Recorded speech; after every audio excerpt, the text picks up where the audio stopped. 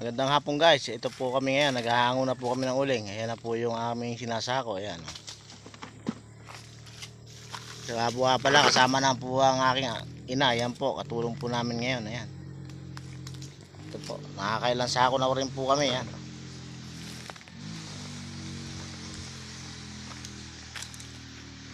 Yan lang po ang mahirap. Ayan. Yan po kahit po ganyan nagpapasalamat po kami at may biyaya po kami ngayon. Pag po yan na-event pera po yan. Kayamanan na po ng mahirap yan. May pambili na po kami ng bigas. Kahit papano po makakabili ng bigas at saka ulam. Mamaya po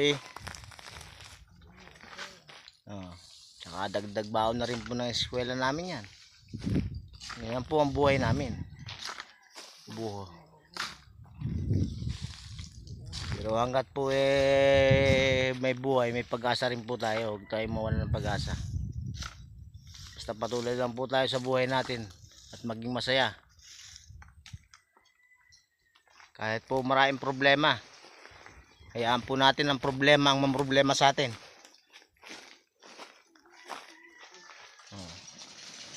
Ayan guys, sa lahat ng nanonood, maraming salamat.